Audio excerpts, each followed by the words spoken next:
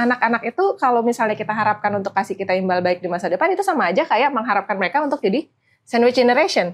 Kalau mereka tidak bisa menahan diri, kalau mereka maunya serba instan, kalau mereka maunya serba sekarang, mereka tidak akan terbiasa untuk mengumpulkan uang untuk mendapatkan yang mereka inginkan. Mereka akan takutnya ya, karena selalu mau yang instan, malah terjebak pinjol. Cara kita mengelola uang itu akan sangat-sangat dipengaruhi oleh cara kita dibesarkan waktu kecil. Kalau orang yang hidupnya tuh hanya dari gaji ke gaji, itu kan banyak ya di Indonesia yang seperti itu. Itu gimana sih cara kelolanya, Kak Riza? Let's talk about. Halo Aibun, aku Maria Charlotte, seorang dokter dan juga host kalian di program terbaru tentang anak, yaitu Talk About. Jadi di program ini kita akan ngobrol-ngobrol seru, banyak kita kulik-kulik semua sama expertnya, tapi bukan cuma ngobrol biasa. Ya, obrolan ini akan menjadi learning tools kita untuk menjadi individu yang lebih baik lagi, yang berdampak ke keluarga dan juga masyarakat. Nah, sekarang aku mau cerita nih Aibun. Jadi 2 minggu terakhir ini aku tuh disibukkan banget sama yang namanya acara sekolah anak, cari sekolah anak, liburan. Jadi ternyata wisuda itu baru wisuda aja nih satu anak. Udah ada wisudanya, perpisahannya, udah ada biaya untuk sewa baju, biaya buat makeup, buat rambut gitu ya. Dan juga itu bukan cuma buat anaknya tapi buat orang tuanya juga. So ternyata pengeluaran kita ini kok banyak banget ya, lama-lama kok menggunung gitu.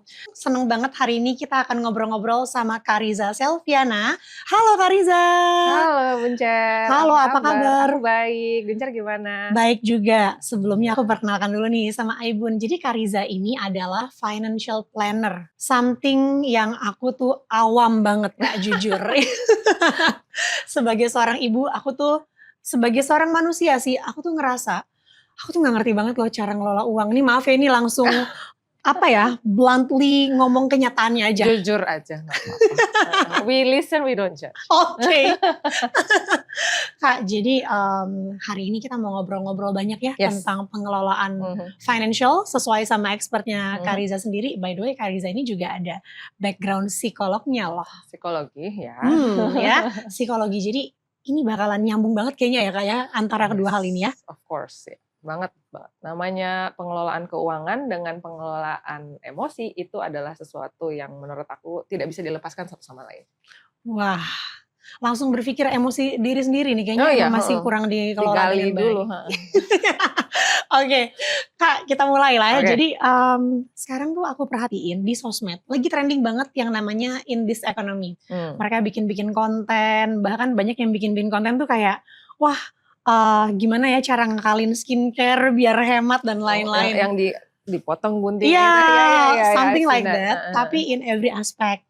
Nah, dengan trending in this economy ini sebenarnya apa sih dampaknya ke dapur or rumah kehidupan sehari-hari kita? Kalau aku lihat dari tren di sosial media ya soal in this economy itu kan kebanyakan ngomongin bagaimana cara menyiasati kondisi keuangan sekarang. Tapi Buncar sadar nggak kalau misalnya kondisi keuangan sekarang itu tidak baik-baik saja. Yang paling gampang deh aku kasih contoh. Harga sembako dengan uang 100.000 di tahun lalu sama uang 100.000 di tahun ini, apakah bisa membeli barang yang sama? Tahun lalu 100.000 mungkin kita bisa beli beras, telur, minyak goreng. Sekarang cukup nggak? I don't think so. Karena sebagai yang ngalamin sendiri, aku lihat harga beras naik, harga telur naik, harga sembako naik. Yang contoh selanjutnya, harga emas. Buncar pasti ngoleksi emas dong. Nggak sampai satu gunung gitu kok. Sampai satu gunung tapi rutin ya dibeli. Kita lihat harga emas tahun lalu deh. Tahun lalu harganya itu masih bisa di sekitaran 1 jutaan. Sekarang udah hampir 2 juta per gramnya. Itu adalah salah satu contoh, salah satu implikasi dari kondisi perekonomian yang sedang mengalami bukan krisis ya, sedang mengalami pergerakan. Yaitu kita sebutnya sebagai inflasi. Impact-nya apa? Nah, di antara harga-harga yang naik ini, apakah income kita ikutan naik? Enggak juga ya. Apakah pemasukan kita juga ikutan naik seiring dengan harga-harga? Kan enggak juga. Itu yang akan menjadi semacam masalah untuk terutama ibu-ibu rumah tangga yang bertugas untuk mengelola keuangan di rumahnya gitu. Yang tadinya aduh gaji bapak nih harusnya cukup nih untuk sampai sebulan. Akhirnya karena harga-harga naik, uang sekolah naik, bayar angkutan umum naik, kemudian parkir naik, kamu semuanya serba naik, jadi nggak cukup. Sehingga muncullah tren in this economy yang menunjukkan cara-cara supaya kita bisa menyiasati semua kenaikan harga itu dengan kondisi yang ada itu sekarang. Wah Kak, thank you banget jawabannya. Tapi tadi yang menarik nih, ibu-ibu rumah tangga ngelola keuangan. Jadi kayak aku teringat, banyak banget teman-teman yang kalau menikah itu semua apa-apa tuh dikasih ke istrinya. Jadi katanya istrinya itu yang megang buku tabungan, megang rekening dan lain-lain. Sementara kalau kayak aku nih, mindset aku, educational background aku nggak di situ. Itu gimana menurut pendapat Kak Riza? Sangat bisa dipahamin. Jadi basically mungkin untuk beberapa budaya yang aku temui memang perempuan itu diharapkan untuk bisa mengelola keuangan, mengelola dapur, mengelola anak, mengurusin semuanya lah. Sementara laki-laki adalah provider yang nyari kerja, yang kasarnya kayak tinggal menerima pengelolaan keuangan dan pengelolaan rumah tangga yang sudah dilakukan oleh istrinya. Tapi ada juga nih culture-culture lain yang istri udahlah nggak usah tahu gajinya suami berapa, terima aja ini untuk urusan dapur ya. Menurut aku nggak ada yang salah sih dari semuanya itu. Karena pada dasarnya setiap rumah tangga itu kan unik. Seperti halnya setiap manusia. Ya balik nih ke ada sentuh background psikologi aku sedikit ya. Aku percaya setiap individu itu unik, setiap rumah tangga itu unik. Jadi pengelolaan untuk setiap rumah tangga harus disesuaikan sama kesepakatan dari kedua pihak, which is si bapak dan ibunya. Nah, kalau misalnya sudah punya kesepakatan yang sama, sudah punya mindset yang sama, sudah ngobrol, value-nya jelas dan dua-duanya sejalan, maka nggak harus kok istri doang yang ngelola keuangan, nggak harus kok suami doang yang menjadi pencari nafkah utama. Balik lagi, setup di keluarganya seperti apa, kesepakatannya seperti apa, dan komunikasinya seperti apa di kedua keluarga itu. Kalau memang suaminya yang lebih jago, silakan suaminya aja nggak sih yang ngerjain gitu. Kalau misalnya ternyata istrinya yang lebih jago, ya udah istrinya yang ngerjain. Tapi harus ada kesepakatan dan dialog yang clear di awal antara suami istri gitu. I see. Jadi sebenarnya nggak ada yang salah, nggak ada yang benar ya. Kan kadang-kadang suka nanti ada yang komentar gitu ya. Ini kan harusnya yang kayak gini tuh istri, harusnya yang kayak gini tuh suami gitu.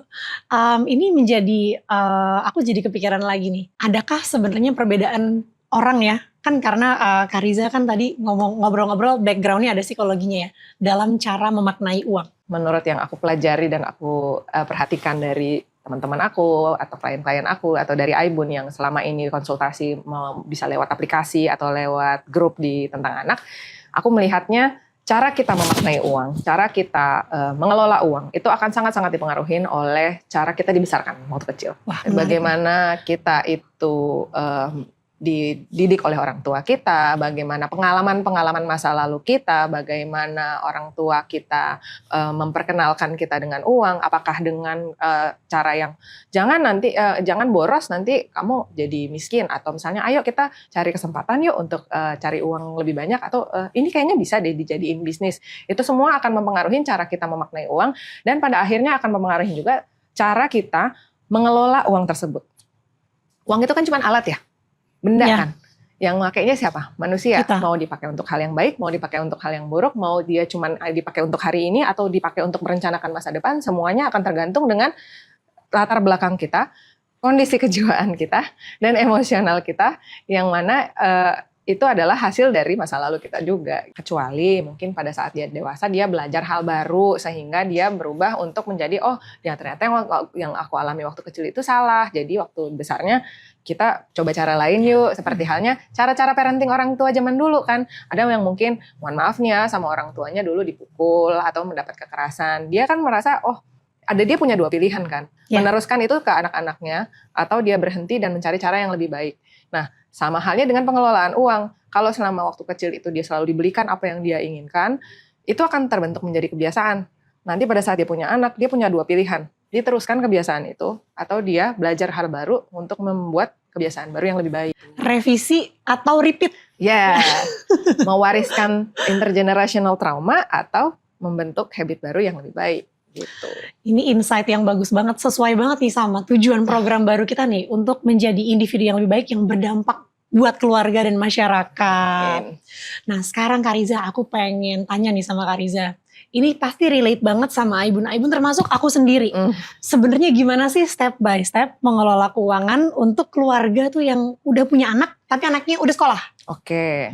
Kalau misalnya anaknya udah sekolah berarti kan ada komponen biaya yang udah pasti harus dikeluarin ya. which is kalau untuk anak uang sekolah apa aja, ada SPP, ada uang buku, ada uang tahunan, ada uang seragam, ada uang field trip, ada uang jajan, dan lain sebagainya. Nah, itu semua komponen itu dihitung di awal, terus kalau menurut dari financial planning sebenarnya sih nggak ada angka baku, tapi direkomendasikan untuk tidak mengeluarkan lebih dari 15%, antara 10 sampai 15% income untuk biaya-biaya yang berkaitan sama pendidikan anak yang dikeluarkan setiap bulan.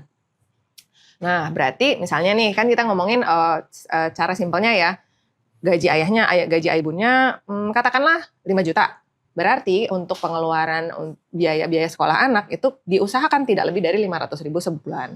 Supaya apa? Supaya dari sisa budgetnya itu masih bisa digunakan untuk memenuhi kebutuhan sehari-hari, menabung untuk masa depan, menabung untuk dana darurat, dan lain sebagainya.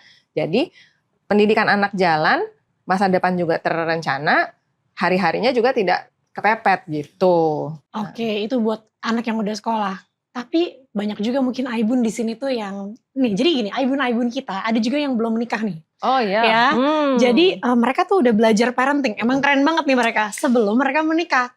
Nah, sekarang kalau buat mereka-mereka yang lagi jadi buat orang-orang yang first jobber tapi ya udah punya pemasukan lah. Tapi kan kalau di sini kan kita ada semacam kepengenan mau pilates, mau padel, mau apa lagi, mau nongkrong di Senopati gitu ya seminggu sekali.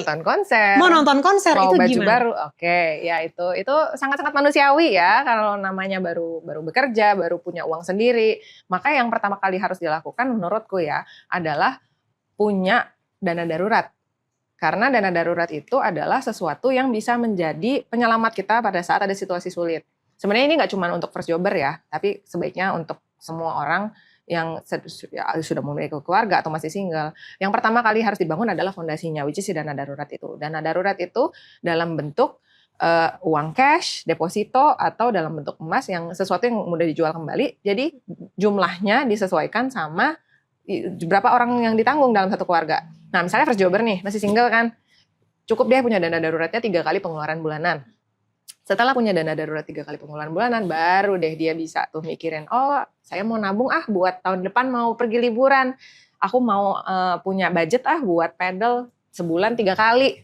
Aku mau budget buat pilates 2 minggu sekali gitu kan. Itu semuanya bisa dilakukan, keseimbangan antara duniawi sama hal-hal yang sifatnya duniawi sama hal-hal yang sifatnya untuk masa depan itu sangat-sangat bisa dilakukan. Tapi kuncinya adalah satu, budget punya dana darurat, kemudian punya budget yang jelas dan budget yang sudah direncanakan di awal.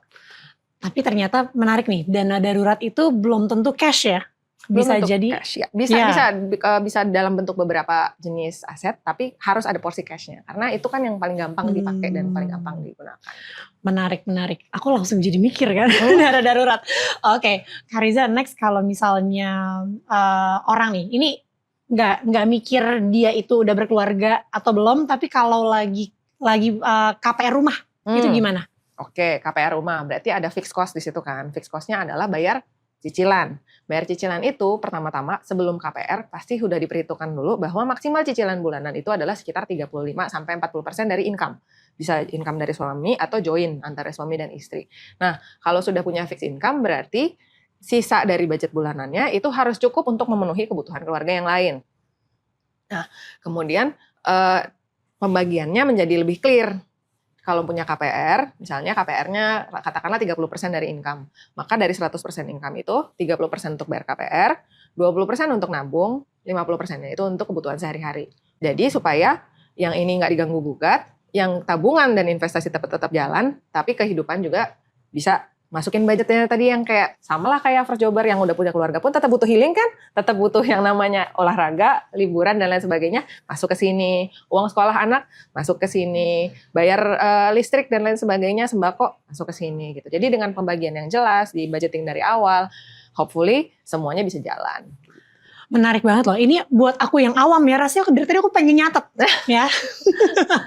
Nah, sekarang nih yang terakhir di sesi ini ya pertanyaannya ya. Kalau orang yang hidupnya tuh hanya dari gaji ke gaji, itu kan banyak ya di Indonesia yang seperti itu. Itu gimana sih cara kelolanya, Kariza? Nah, kalau misalnya dalam prinsip budgeting itu kan income kita itu tuh cuma ada 3 outcome-nya. Antara dia itu cukup untuk memenuhi kebutuhan kita, which is tadi from paycheck to paycheck, itu ngepas. Atau dia bisa ada lebihan, atau dia kurang. Ini kan paycheck to paycheck at least nggak kurang ya kan.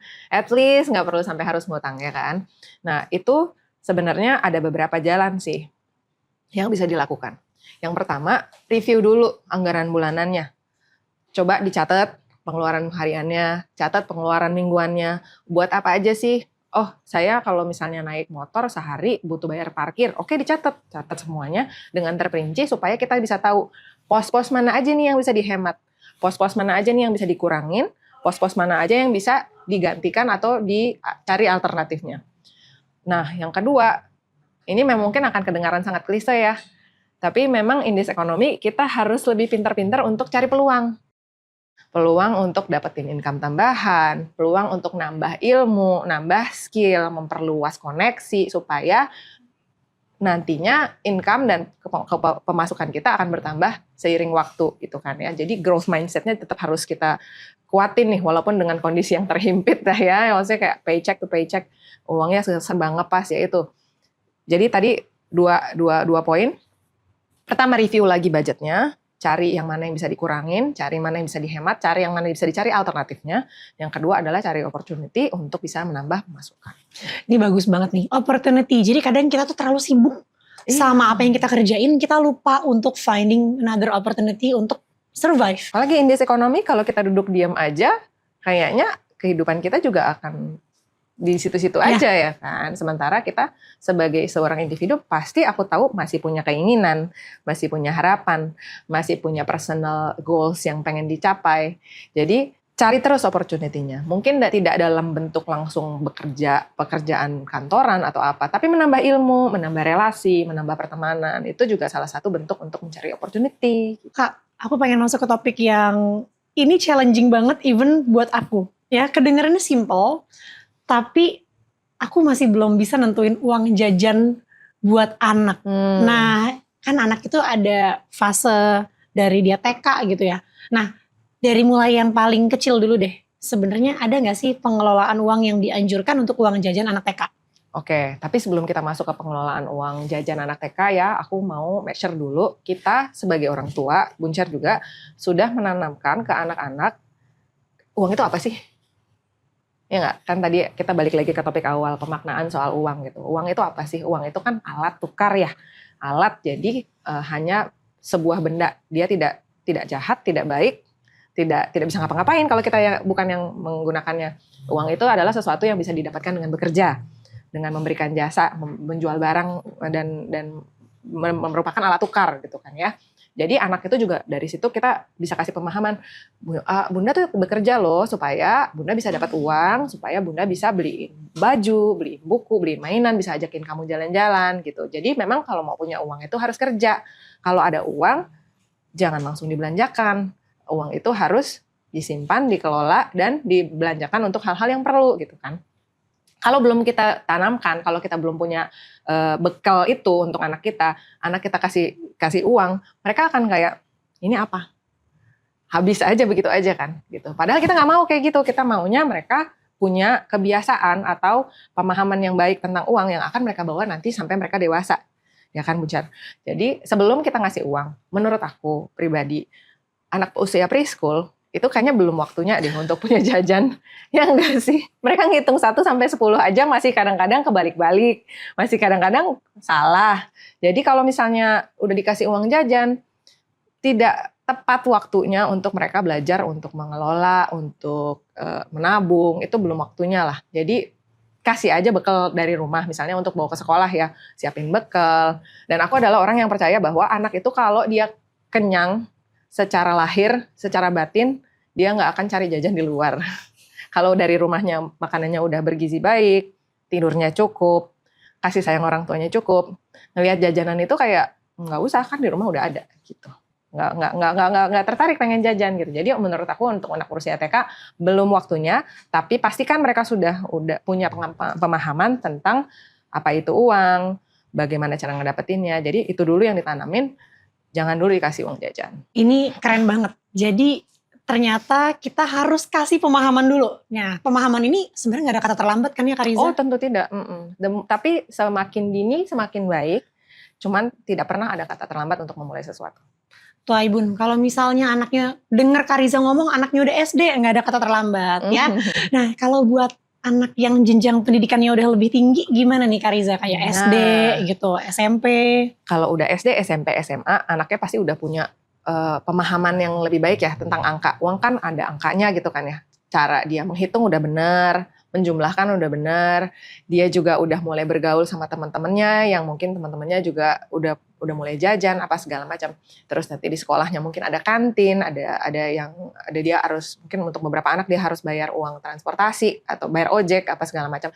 Itu sudah mulai bisa dikenalkan dengan uang jajan.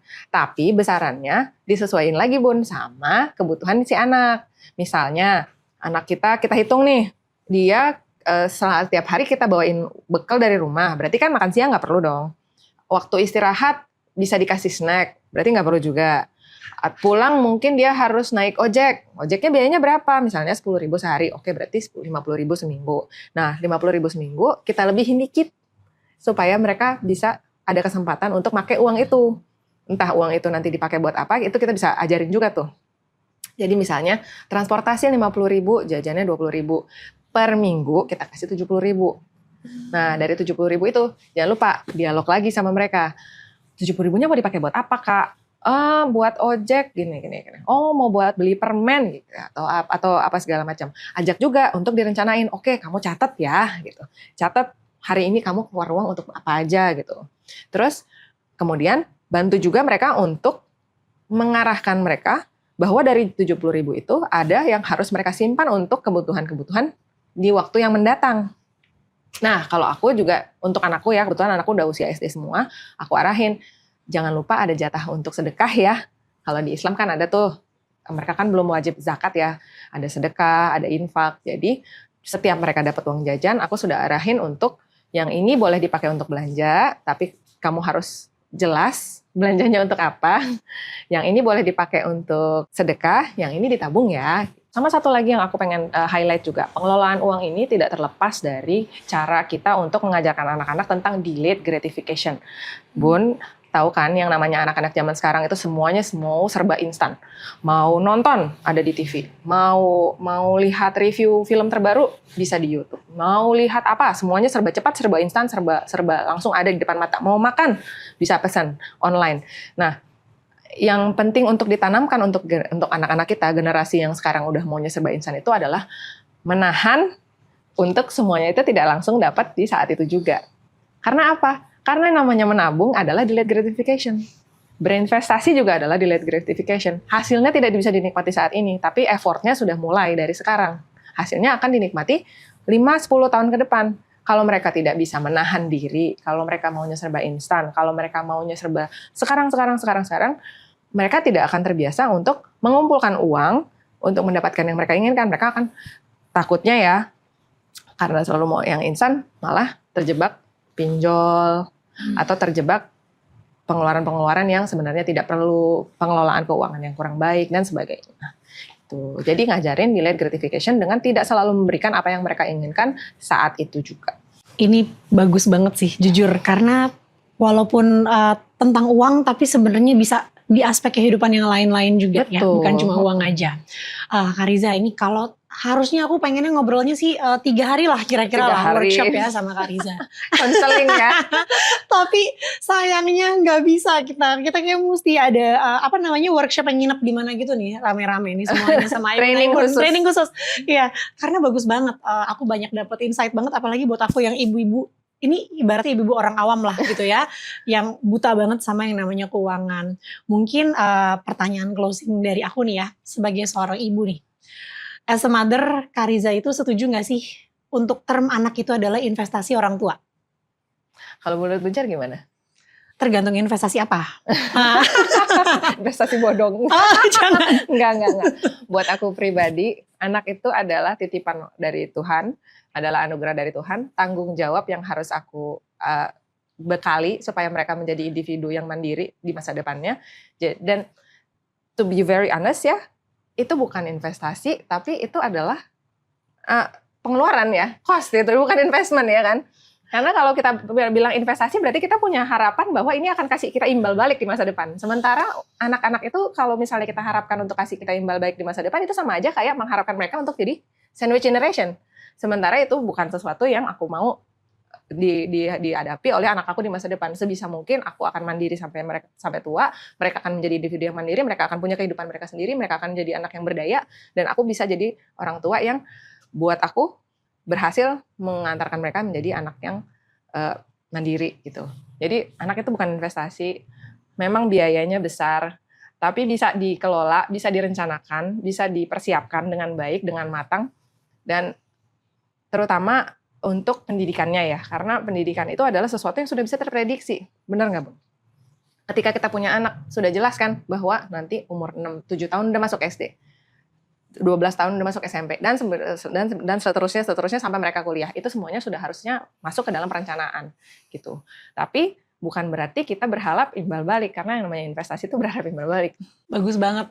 Belum lagi kalau kita nanti ada hal-hal yang tidak terduga, misalnya anak ini mesti pertukaran pelajar, terus nanti dia memanjang lagi kan studinya, biaya lagi. Itu juga kita udah harus siap. Kak Riza, dari semua yang tadi udah kita obrolin, aku mau tanya, ini melihat Kak Riza as a human, as a parent, as a mother, is there anything that you would like to add yang tadi mungkin nggak ke-mention di sesi kita ngobrol? Kalau dari aku pribadi ya, aku selalu bilang gini sama Aibun yang di grup atau yang lagi konsultasi. Jangan pernah berhenti belajar. Do not ever stop learning and don't be afraid to try something new. Mencoba sesuatu yang baru itu memang agak menyeramkan. Terutama kalau kita tidak punya pengalaman sama sesuatu itu sebelumnya. Tapi kalau kita mau jadi individu yang lebih baik, kita pengen anak kita punya kehidupan yang lebih baik, kita pengen lebih maju, kita pengen merasakan kehidupan yang dulu hanya ada di angan-angan kita nggak bisa pakai cara-cara lama terus-terusan. Kita harus belajar sesuatu yang baru. Jadi mau apapun itu, mau belajar investasi, mau belajar parenting, mau belajar tentang kesehatan, tentang nutrisi, tentang bahkan mungkin olahraga, apa segala macam, nggak ada waktu yang terlambat untuk mulai. Coba aja dulu, mulai aja dulu. Aku sampai terharu nih Aibun. Thank you banget ya Kak Riza ya, udah meluangkan waktu. Thank you for having me. Ini nggak cukup loh nih waktunya sebenarnya. Tapi nggak apa-apa, tungguin aja nanti. Di sesi podcast kita yang berikutnya, di Talk About, kita akan ngobrol-ngobrol lagi bersama dengan expert yang lain, dengan topik yang lain. Jadi tungguin episode kita selanjutnya. Oke, bye-bye Aibun. Bye-bye.